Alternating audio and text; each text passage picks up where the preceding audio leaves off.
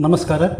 Media focus ವೀಕ್ಷಕ ಮಿತ್ರರಿಗೆ ಸ್ವಾಗತ. ನಾನು ಶ್ರೀಪತಿ ಹೆಗಡೆ ಹಕ್ಲಾಡಿ.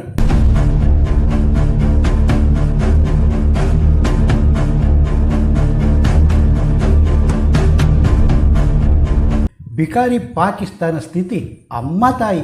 ಅದೇನೋ ಅಂತಾರಲ್ಲ, ಹೊಟ್ಟೆಗೆ ಹಿಟ್ಟಿಲ್ಲದೆ ಇದ್ದರೂ ಜುಟ್ಟಿಗೆ ಮಲ್ಲಿಗೆ ಹೂ. ಹಾಗೆ ಬಲೂಚಿಸ್ತಾನ, ಅಫ್ಘಾನಿಸ್ತಾನ ಪಾಕ್ ಮೇಲೆ ಮುರ್ಕೊಂಡು ಬಿದ್ದು ಸೈನಿಕರ ನಾಗರಿಕರ ಹತ್ಯೆ ಒಂದು ಕಡೆ ಆದರೆ, ಮತ್ತೊಂದು ಬದಿಯಿಂದ ಅನಾಮಿಕರು ದೀಪಾವಳಿ ಪಟಾಕಿಗೆ ಮೋಸ್ಟ್ ವಾಂಟೆಡ್ ಭಯೋತ್ಪಾದಕರ ಗುಡಿಸಿ ಹಾಕ್ತಿದ್ದಾರೆ. ತಮ್ಮನ್ನು ತಾವು ರಕ್ಷಣೆ ಮಾಡಿಕೊಳ್ಳಲಾಗದ ಪಾಪಿ ಪಾಕಿಸ್ತಾನ ನಾಚಿಕೆ ಇಲ್ಲದೆ ಭಯೋತ್ಪಾದಕರ ಚೂಬಿಟ್ಟು ನಾಗರಿಕರ ಹತ್ಯೆ ನಡೆಸುತ್ತೆ. ಕಾಶ್ಮೀರ ತಮ್ಮದು ಅನ್ನುತ್ತೆ. ಇತ್ತ POK ಭಾರತ ಸೇರೋದಕ್ಕೆ ಬಯಸುತ್ತೆ. ಅತ್ಲಾಗೆ ಬಲೂಚಿಸ್ತಾನ ಪ್ರತ್ಯೇಕತೆ ಬಯಸುತ್ತೆ. ಅಯ್ಯೋ ಕಂತ್ರಿಗಳ, ಕಾಶ್ಮೀರ ಬೇಕಾ ನಿಮಗೆ? ಕಾಶ್ಮೀರ ದಾಳಿ ಹಿಂದೆ ಪಾಕ್ ಇದೆ ಎನ್ನುವುದು ಜಗಜ್ಜಾಹೀರ. ನೀವೇ ನಡೆಸಿದ್ದು ಎನ್ನುವುದಕ್ಕೆ ಬಲವಾದ ಒಂದು ಸಾಕ್ಷಿ ಸಿಕ್ಕರೆ ಸಾಕು. ಮಟಾಶು. ಕಾಶ್ಮೀರ ದಾಳಿ ಹಿಂದೆ ಕರಾಚಿಯಲ್ಲಿ ಕೂತು ಡೈರೆಕ್ಷನ್ ಕೊಟ್ಟಿದ್ದು ಎನ್ನುವುದಕ್ಕೆ ಸ್ಪಷ್ಟ.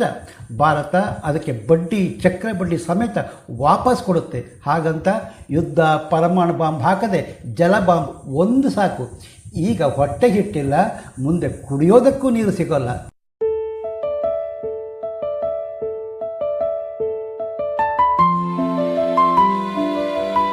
ಪಾಕಿಸ್ತಾನ ವಿರುದ್ಧ ಭಾರತ ಜಲ ಬಾಂಬ್. ಇದು ರಕ್ತಪಾತವಿಲ್ಲದ ಸೈಲೆಂಟ್ ಯುದ್ಧ.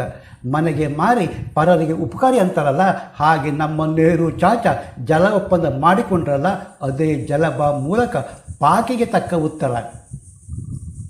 ಗೆಳೆಯರೇ, ಹಾಗಾದರೆ ನೆಹರು ಮಾಡಿಕೊಂಡ ಒಪ್ಪಂದ ಏನು? ಇದರಿಂದ ಪಾಕಿಸ್ತಾನ, ಬಾಂಗ್ಲಾ, ಚೀನಾ ದೇಶದ ಮೇಲೆ ಬೀರುವ ಪರಿಣಾಮ ಏನು? ಒಪ್ಪಂದ ಮುರಿಯೋದಕ್ಕೆ ಸಾಧ್ಯವ? ಎಲ್ಲ ಮಾಹಿತಿ ಕೊಡೋ ಬದಲು ಸೋಷಿಯಲ್ ಮೀಡಿಯಾ ಲೆಕ್ಚರರಿಗೆ ಉತ್ತರ ಕೊಟ್ಟು ಬಂದುಬಿಡ್ತೇನೆ. ಕಾಶ್ಮೀರದಲ್ಲಿ ದಾಳಿ. 56 ಇಂಚು ಮೋದಿ ಎಲ್ಲಿ ಹೋದರು? ಇನ್ನೂ ಮೀಸಲು ಹೀರೋ, ಹೆಣ್ಣು ಹೆಸರಿನ ಗಂಡು ಮರಿಕರ್ಗೆ ಹೀರೋ ಭದ್ರತಾ ಸಲಹೆಗಾರ ಎಲ್ಲಿದ್ದರು? ಕಾಶ್ಮೀರ ದಾಳಿ PM ಏನು ಮಾಡ್ತಿದ್ರು ಅಂತೀರಲ್ಲ, ಅದೇ ಮುಂಬೈ ಬಾಂಬ್ ದಾಳಿಯಲ್ಲಿ ನಿಮ್ಮ ಮೌನೇಶ್ವರ PM ಆಗಿದ್ರಲ್ಲ, ಅವ್ರು ಏನು ಮಾಡ್ತಿದ್ರು? ಅದೇ ಚೀನಾ ಯುದ್ಧ ಚಾಚಾ ನೆಹರು ಏನು ಡುಯೆಟ್ ಹಾಡ್ತಿದ್ರ? ಇಲ್ಲಿ ಕೇಳಿ, ಕಾಶ್ಮೀರ ದಾಳಿ ಖಂಡಿಸಿ ಭಾರತದ ಬೆನ್ನಿಗೆ 40ಕ್ಕೂ ಮಿಕ್ಕ ರಾಷ್ಟ್ರ ನಿಂತಿದೆ. ಇಷ್ಟೊಂದು ಸಪೋರ್ಟು ಯಾವ ದೇಶಕ್ಕೂ ಸಿಕ್ಕಿಲ್ಲ. ಸೋಷಿಯಲ್ ಮೀಡಿಯಾ ಅಪಭ್ರಂಶಗಳೇ ಇದು ಮೋದಿ ತಾಕತ್ತು. ಕಾಶ್ಮೀರ ದಾಳಿ ಭಾರತದ ತಿರುಗೇಟು ಕೊಡದೆ ಬಿಡೋದಿಲ್ಲ. ಇದ್ಯಾವುದು ಗೊತ್ತಾ? ಜಲಬಾಂಬು. ಭಾರತ ಒಡೆದು ಹೋಗಿತ್ತು. 1947 ಭೀಕರ ಘಟನೆ ನಡೆದರೂ ಲೆಕ್ಕಕ್ಕೆ ತೆಗೆದುಕೊಳ್ಳದೆ ಪಾಕಿಸ್ತಾನಕ್ಕೆ 80% ಫಲ ಕೊಡುವ, ಭಾರತಕ್ಕೆ ಹಿಡಿನೀರು ಸಿಗುವ ಒಪ್ಪಂದಕ್ಕೆ ಸಹಿ ಹಾಕಿದ್ರಲ್ಲ ನಿಮ್ಮ ನೆಚ್ಚಿನ ಪ್ರಧಾನಿ ಚಾಚಾ ನಿಯತ್ತೇನು? ಭಾರತ ಮತ್ತು ಪಾಕಿಸ್ತಾನ ನಡುವೆ ಜಲ ಹಂಚಿಕೆ ಸಂಬಂಧಪಟ್ಟ ಪ್ರಮುಖ ವಿಶ್ವ ಬ್ಯಾಂಕ್ ಮಧ್ಯಸ್ಥಿಕೆ ವಹಿಸಿತು. 1940 ಸೆಪ್ಟೆಂಬರ್ 19 ಪ್ರಧಾನಮಂತ್ರಿ ಜವಾಹರಲಾಲ್ ನೆಹರು, ಪಾಕಿಸ್ತಾನ ಅಧ್ಯಕ್ಷ ಅಯೂಬ್ ಖಾನ್ ಸಹಿ ಹಾಕಿದರು. ಪಶ್ಚಿಮ ನದಿಗಳಾದ ಇಂದಸ್, ಜೇಲಂ, ಚೈನಾಬ್ ನದಿಗಳ ಮೇಲೆ ಪಾಕಿಸ್ತಾನಕ್ಕೆ ಸಂಪೂರ್ಣ ಹಕ್ಕು. ಪೂರ್ವ ನದಿ ಅಂದರೆ ರವಿ, ಬಿಯಾಸ್, ಸೆಟ್ಲೆಜ್ ನದಿ ಮೇಲೆ ಭಾರತಕ್ಕೆ ಸಂಪೂರ್ಣ ಸ್ವಾತಂತ್ರ್ಯ. ಭಾರತ ಪಶ್ಚಿಮ ನದಿಗಳ ನೀರು ಬಳಸಿಕೊಂಡು ಡ್ಯಾಮು, ಹೈಡ್ರೋ ಪವರ್ ಯೋಜನೆ ನಿರ್ಮಿಸಬಹುದಾದರೂ ನೀರಿನ ಹರಿವು ತಡೆಯಬಾರದಂತೆ. ಎಂಥ ಜೋಕ್ ಅಲ್ವಾ? ಅಂತಾರಾಷ್ಟ್ರೀಯ ಜಲ ಆಯುಕ್ತರ ನೇಮಕ. ಅವರು ವರ್ಷಕ್ಕೊಮ್ಮೆ ಭೇಟಿ ಮಾಡಿ ತಕರಾರಿದ್ದರೆ ಪರಿಹಾರ ಕೊಡ್ತಾರಂತೆ. ಇದೆಲ್ಲ ಬೇಕಿತ್ತ? ಜಲ ಆಯುಕ್ತರಿಂದ ಪರಿಹಾರ ಸಿಗದಿದ್ದರೆ ಪರಿಸರ ತಜ್ಞರ ಪರಿಹಾರ. ಅಂತಿಮವಾಗಿ PCA permanent court of arbitration ಹೋಗಬಹುದು. ಭಾರತಕ್ಕೆ ನಷ್ಟ. ಹೌದು, ಕೆಲವರ ಅಭಿಪ್ರಾಯದಲ್ಲಿ ಒಪ್ಪಂದ ಭಾರತದ ಜಲಬದ್ಧತೆಗೆ ಸಂಬಂಧಿಸಿದ ನಷ್ಟ. ಭಾರತದ ಜಲ ಸಂಪತ್ತಿನ 80% ಪಶ್ಚಿಮದ ನದಿಗಳಿಂದ ಬರುತ್ತೆ. ಆದರೆ ಅವುಗಳಲ್ಲಿ ಭಾರತಕ್ಕೆ ಸಂಪೂರ್ಣ ಹಕ್ಕಿಲ್ಲ. ತಾಂತ್ರಿಕ ಜಟಿಲ ನಿಯಮ ಭಾರತದ ಹೊಸ ಯೋಜನೆ ವಿಳಂಬ ಮಾಡುತ್ತೆ. ಭಾರತ ಒಪ್ಪಂದ ರದ್ದು ಮಾಡಿದರೆ, ಒಪ್ಪಂದದ ರಹಸ್ಯ ಏನು ಅಂದರೆ ಗಂಗೆ ಹರಿವು, ನೀರಿಲ್ಲದ ನಾಡಿನ ಚಿತ್ತಾರ.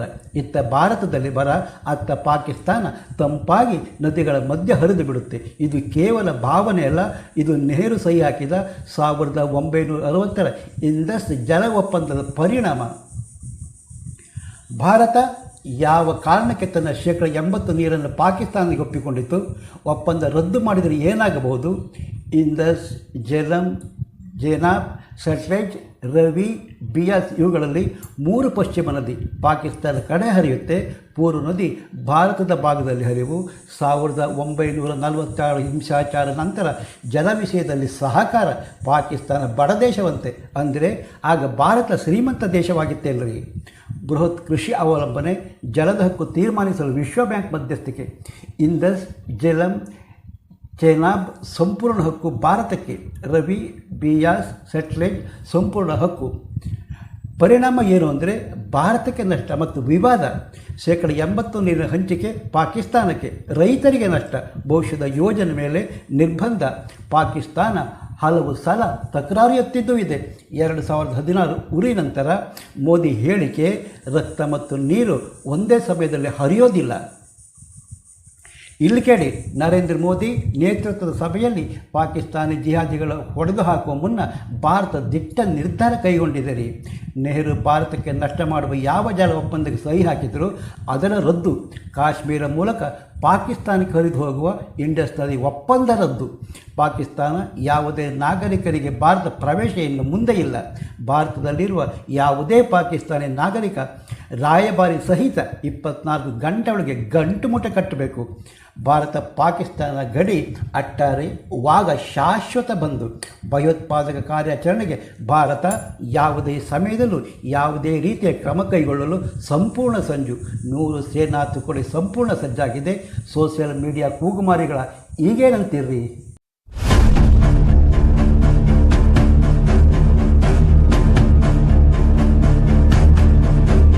ಇದು ಪಾಕಿಸ್ತಾನ ಹೃದಯಕ್ಕೆ ಘಾತ ಮಾಡುವ ಆಕ್ರಮಣಕಾರಿ ನಿಲುವು. ಸಿಂಧೂ ನೀರಿನ ಒಪ್ಪಂದ ಪುನಃ ಪರಿಶೀಲಿಸುತ್ತದೆ.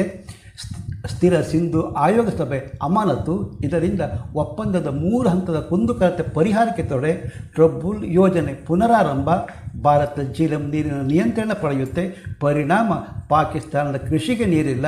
ಪಾಕಿಸ್ತಾನದ ಜಲಮಾರ್ಗ ದೋಣಿ ಸಂಚಾರ ಬಂದ್.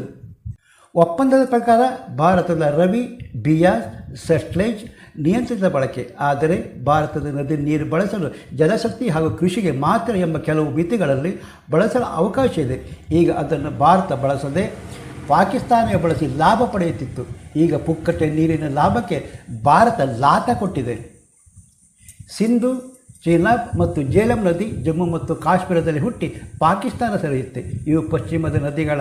ಸಿಂಧೂ ನದಿ ನೀರಿನ ಹಂಚಿಕೆ ಒಪ್ಪಂದದ ಪ್ರಕಾರ ನದಿ ಒಡೆತನ ಪಾಕಿಸ್ತಾನಕ್ಕೆ ಸೇರಿದರೂ ಅದರ ಮೇಲೆ ಭಾರತಕ್ಕೆ ಸಿಂಹಪಾಲಿದೆ. ಹಾಗಿದ್ದರೂ ತನ್ನ ಹಕ್ಕಿನ ನೀರು ಭಾರತ ಇದುವರೆಗೆ ಸಂಪೂರ್ಣ ಬಳಸಿಕೊಂಡಿಲ್ಲ. ಅದು ಯಾವುದೇ ನಿಯಂತ್ರಣವಿಲ್ಲದೆ ಪಾಕ್ ಕಡೆಗೆ ಪುಕ್ಕಟಾಗಿ ಹರಿದು ಹೋಗ್ತಾ ಇತ್ತು. ಬದಲಾದ ಸನ್ನಿವೇಶದಲ್ಲಿ ಭಾರತ ತನ್ನ ಹಕ್ಕಿನ ನೀರು ಬಳಸಿಕೊಳ್ಳಲು ಮುಂದಾಗುತ್ತಿದೆ.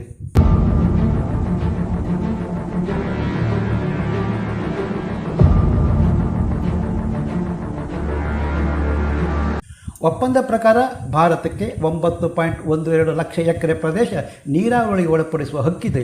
ಆ ಹಕ್ಕನ್ನು ಮತ್ತೆ 4.2 ಲಕ್ಷಕ್ಕೆ ವಿಸ್ತರಿಸಲೂಬಹುದು.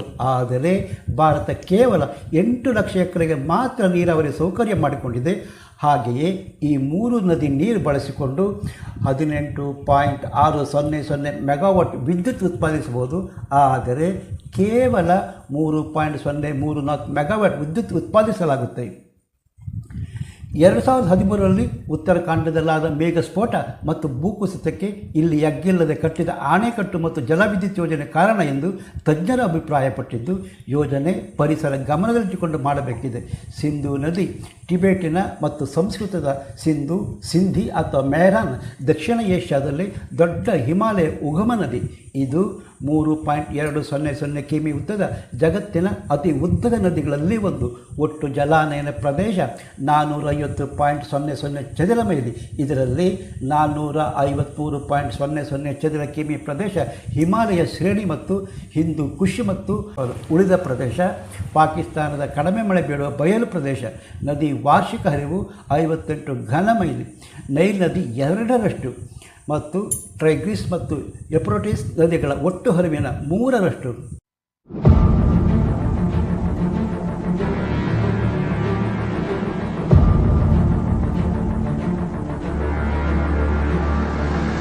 ಸುಮಾರು ಕ್ರಿಸ್ತಪೂರ್ವ 1500 ವರ್ಷಗಳ ಹಿಂದೆ ಋಗ್ವೇದದ ಆರ್ಯನ್ ಜನರು ಸಂಯೋಜನೆ ಮಾಡಿದ ಶ್ಲೋಕಗಳಲ್ಲಿ ಸಿಂಧೂ ನದಿಯ ಉಲ್ಲೇಖ. ಅದೇ ದೇಶದ ಹೆಸರಿನ ಮೂಲ 5 ಪ್ರಮುಖ ನದಿಗಳು ಪೂರ್ವ ಭಾಗದಲ್ಲಿ ಸಿಂಧೂ ನದಿ ಸೇರುತ್ತೆ. ಅವು ಜೀಲಿಯಂ, ಜೆನಾಬ್, ರವಿ, ಬಿಯಾಸ್ ಮತ್ತು ಸಟ್ಲೆಜ್ ಪಕ್ಕದಲ್ಲಿ ಸೋನ್, ಹ್ಯಾರೋ ಮತ್ತು ಸೋನ್ ನದಿ ಸಿಂಧುಗೆ ಸೇರುತ್ತೆ. ಪಶ್ಚಿಮ ಬಲಬದಿಯಲ್ಲಿ ಹಲವಾರು ಸಣ್ಣ ನದಿಗಳು ಸಿಂಧೂ ನದಿಗೆ ಸೇರುತ್ತೆ. ಅವುಗಳಲ್ಲಿ ಕಾಬೂಲ್ ದೊಡ್ಡ ನದಿ, ಅದರ ಮುಖ್ಯ ಉಪನದಿ ಸ್ವಾತ್, ಪಂಚಕೋರ, ಕುನಾರ್ ಅಲ್ಲದೆ ಅನೇಕ ಸಣ್ಣ ತೊರೆಗಳು ಬಲದಿಂದ ಸಿಂಧೂ ನದಿ ಸೇರುತ್ತೆ. ಸಿಂಧೂ ನದಿಯ ಒಟ್ಟು ನೀರಿನ ಪ್ರದೇಶ 374.700 ಚದರ ಮೈಲಿ. ಇದರಲ್ಲಿ ಸುಮಾರು 56% ಅಂದರೆ 204.300 ಚದರ ಮೈಲಿ ಪಾಕಿಸ್ತಾನದಲ್ಲಿದೆ. ಸಿಂಧೂ ನದಿ ಮತ್ತು ಅದರ ಉಪನದಿ ವಾರ್ಷಿಕವಾಗಿ ಸರಾಸರಿ ಸುಮಾರು 154 ಮಿಲಿಯನ್ ಎಕರೆ ಘನ ಅಡಿ ನೀರು ತರುತ್ತವೆ. ಇದರಲ್ಲಿ 3 ಪಶ್ಚಿಮ ನದಿಗಳಿಂದ 144.91 ಮಿಲಿಯನ್ ಎಕರೆ ಘನ ಅಡಿ ಮತ್ತು 9.14 MAF ಪೂರ್ವ ನದಿಗಳಿಂದ ಬರುತ್ತೆ. ಈ ಹೆಚ್ಚಿನ ನೀರನ್ನು ಅಂದರೆ 104.73 MAF ನೀರಾವರಿ ಬಗ್ಗೆ ತಿರುಗಿಸಲಾಗಿದೆ. 39.94 MAF ಸಮುದ್ರಕ್ಕೆ ಸೇರುತ್ತೆ ಮತ್ತು 9.9 MAF ಬಾಷ್ಪೀಕರಣ ಅಂದರೆ ಆವಿಯಾಗಿ ಹೋಗುತ್ತೆ. ಗೆಳೆಯರೇ, ಪಾಕಿಸ್ತಾನ ವಿರುದ್ಧ ರಕ್ತಪಾತವಿಲ್ಲದ ಜಲಬಾಂಬ್ ಪ್ರಯೋಗದ ಕುರಿತು ನಿಮ್ಮ ಅಭಿಪ್ರಾಯ ಕಾಮೆಂಟ್ ಮಾಡಿ.